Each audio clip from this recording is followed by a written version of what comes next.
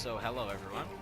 The next character we're taking a look at is Kitana from my quick custom variations guide for Mortal Kombat 11 Ultimate. Kitana has a lot of options. For custom variations. So I actually have 3 to show off for her, which are just tweaks on each other, and I also have some alternate moves you could throw in. I think Kitana has some of the most options off of customs.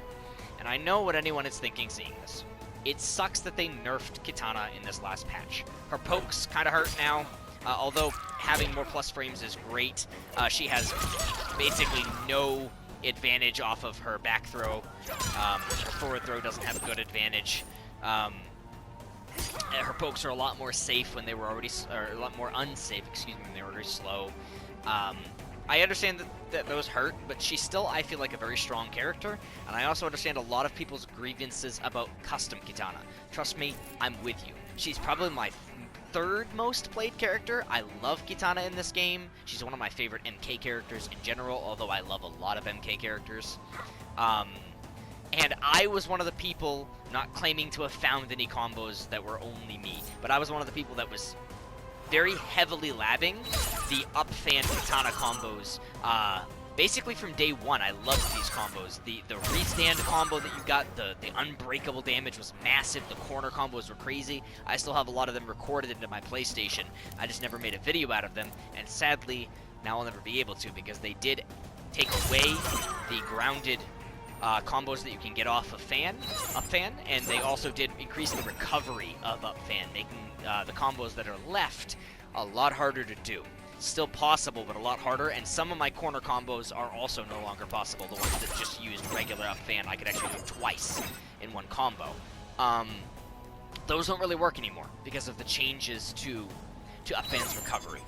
So it is a bit sad, but I still think Katana has cool combos as far as MK11 goes, and I still think that her customs are great and that she has a lot of variety. So we need to look past our grievances about what happened to Upfan, say our goodbyes, and hope that maybe NetherRealm will shave some recovery frames off of it in the future to at least make it easier to combo for our BNBs. This first variation, as you can probably tell by me talking about Upfan, starts off with Upfan. For a couple of reasons. Obviously, number one is the combos. They still exist. There are still combos. Number 2 is actually the air-piercing dagger. Number 3 is ground warp, so that I can do square wave on the ground. And there's a couple reasons for this. I prefer being able to do square wave on the ground. It's kind of a thing of mine. You don't really have to pick this. Air-piercing dagger, I think a lot of people are sleeping on. I think it's great for Katana to have such a neutral tool as this. It's really good to be able to jump up and do this downward projectile. You do lose out on being able to do straight fan in the air, but you don't really need that when you have up fan. This is an absolutely aggressive fucking angle for a projectile to be in the air, and you can cast 2 of them as well. And if you're at full screen, look at the space that this covers, and the second one will hit an opponent at full screen with a angling downward. This is crazy. Her ground projectile is already good. While it is a high, it has fast recovery, it does good fucking damage, and the second is now a mid since it was buffed. 11% if you hit both. I think she has a very strong ground projectile. And air-piercing dagger is just really good to be able to cover that space in the air down towards the opponent. You're not trying to jump up and call people out with fans anymore. You're zoning like this, and then if you see them jump, you're hitting them with this, and then you're kind of taunting any crouching opponents that might be trying to duck under high fan. Instead of just always enhancing this, you can kind of call them out with a quick air projectile like that. It also is good for starting pressure, believe it or not. If you spend a bar to enhance it, and you're like in mid-range like this, you're plus 25, so you can throw this and then do this and start pressure. It's actually slept on for how good it is if it hits when you cancel it out of the air. Now it is pretty minus on block. The opponent blocks it. You know, obviously minus 24. You can spend the bar to keep yourself safe up close, so you can kind of check people with this. And you might be saying, well, I don't want to spend bar on that. You know, I don't really want to spend bar on just dropping out of the air like I would normally with this, and if I'm not using it in combos as well. Well, the reason why, and I also know you do lose the straight fan combos in the air that you would normally get using that, but like, I don't really do those combos anyway, and especially not when I have up fan in my arsenal. So, it doesn't really matter to me for that. You might be saying, like, oh yeah, I don't want to spend bar, like I was just talking about. But Katana doesn't really have anything to spend bar on, but this and this, if I'm being real. Square Wave Enhanced Ender is fine to end combos in, and I'll show a combo string where I spend a bar on it to get more damage, but a lot of Katana's damage is meterless, especially with this up fan. Even though the combos are harder now, she gets fantastic meterless damage. So you don't need to spend your bar with Katana on combos. What you need to spend bar on is your zoning, which I know some people don't like, but Katana is primarily a zoner in this game. She's a zoner with strong up-close options, but she is a bit slow and has a lot of... she's very minus on a lot of her strings. A lot of people don't think about this when they're playing Kitana because they just want MKX Kitana, but you're not supposed to be a mix-up combo monster with this character in this game. I don't think. The design intention was to make her a strong zoner with still really good up-close game, like better than Scarlet and such. But she's not intended to not be a zoner, so you have to get a little bit of zoning in. And again, so you can just afford to do this, and if it hits, you've started pressure, and if it gets blocked, you're completely safe. And spend a lot of mid projectiles for this. You know, I feel like that is where the strength in her meter lies. So I feel like Air Piercing Dagger is a really good move for this combination. When you also have up fan, just the angles you can cover with her fans in neutral are incredible. They're super strong. I'll show you some combos so that you don't believe that we still don't have some style in combos here. Here's a BMB. This is a little bit tricky to land. Now, this is tricky because of the recovery. What's going to be really tricky is you kind of need to hit, when you're jumping in on them, you jump in here with 2. You need to do it very late like you normally would, but then you need to be able to time the back 1-4 perfectly so that the second kick that she does pushes the opponent up as high as they can go. That's the trick to making these combos work. It is tricky. It is even harder online, but you can get it consistently. I've been getting it fairly consistently. And that was 31% for no bar. That's 31% no bar. That's really good. And then if the second recording here, I show off me spending a bar and ending it with Square Wave because I have grounded Square Wave. So this is a little bit harder to do. We're doing back 1-4 this time. So this is a little bit of a harder conversion again. Because we're doing back 1-4 when we land, like this, and then back 1-4 again, which this is really tight. And I spend a bar, I get 33. Not even really worth the bar. If I didn't spend the bar, you get about 32. 32 meterless is still amazing. 33, 1 bar is nothing to sleep on, even though it's not fantastic or mind-blowing either, which is why I said you don't even really need to end your combos in Square Wave. Why I like to have Square Wave grounded is because I like to end combos like that one I just showed you in Square Wave, as well as I like to have it for breakaway. Whenever you get an opponent, you can do this, and then if I don't whiff the attack and actually show it properly, the opponent will likely just break away as soon as possible. If you don't have this move in the air, if you don't have this move grounded, you have to do it in the air, like, right away when you do the jump 2, or you have to jump 3. You have to do like this, which does more damage, don't get me wrong, but some opponents will react to you doing either jump 2 or jump 3. I did that backwards. Jump 3 or jump 2. Like, I have a friend of mine who I run sets with, and he will wait to see if I'm gonna jump in with jump 3, or if I'm gonna jump in with jump 2. And if I jump in with jump 3, he just won't break. And then I've lost a bunch of damage. So I like having Square Wave because then I can land on the ground with jump 2 the same way that I would start my combo. And if he decides to break, like an idiot, I still get 38% off the booty crushing blow. So those are the 2 reasons why I prefer Square Wave. You could also pick like Fan Flutter to have your your fan flutter in the air to get longer jump-in combos, have a little bit of mind games off your jump-ins, because Katana already has a great jump and one of the best jump 2s in the game, period. You could definitely pick that. What you do lose with this variation is some of the pressure that you would get off of staggers, and she's really minus up close, so you definitely suffer up close more. So for that reason, sometimes I will play with the stance, the Melina stance with the the high blood stance, or whatever it's called. My bad for forgetting the exact name.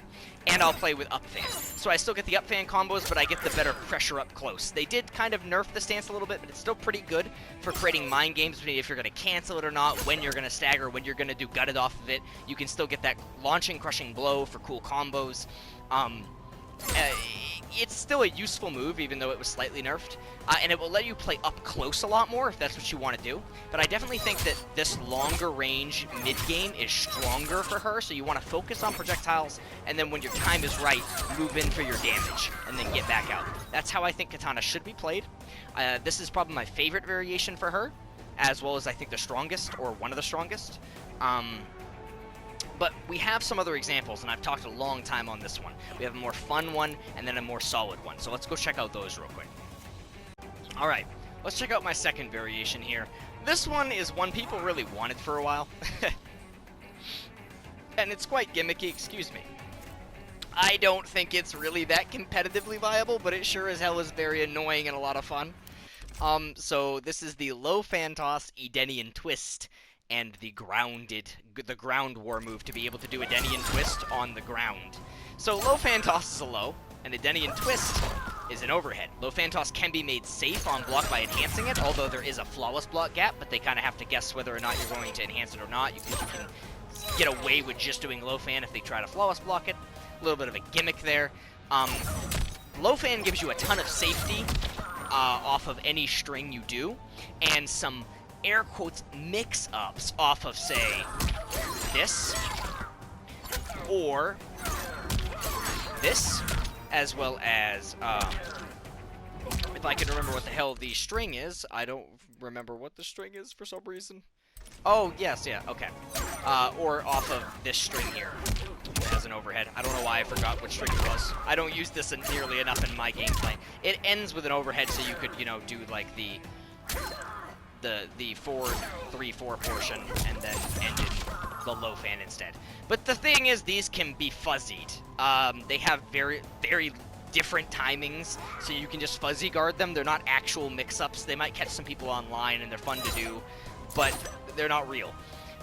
What having Edenian twist on the ground does is it allows you to basically turn any string into a 50-50, because I can do, say, I can do back 1-4, and then I can do back 1-4 Edenian twist. Now it's an overhead. Back 1-4 low fan.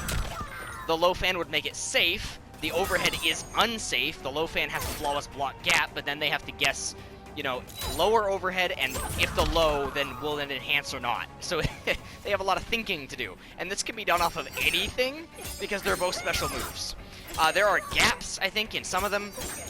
You gotta be careful, but another layer of this is also your moves that automatically have lows or overheads in them. So, like, this string has a low in it, right? The second hit of back 2, 3-1 is a low. So you could do back 2 into Edenian twist, and then it's an overhead. So they have to, are they gonna do the low portion, or, and then, you know, the next hit you could overhead, low, then the end of this string has a natural overhead in it, so you could do, you know, the low fan there. Like I said, it's not real, but, like, you can just keep mixing them. Of course, like, there's lots of good buttons she has that you could just turn into, like, essentially a blender. The issue is you don't get a whole lot of damage for doing this. If it hits, the opponent loses 7% to, like, 12% if you enhance this. If you don't, it's, again, only a measly 6. But if they manage to guess right on either of the options, especially the overhead, you're just dead on block.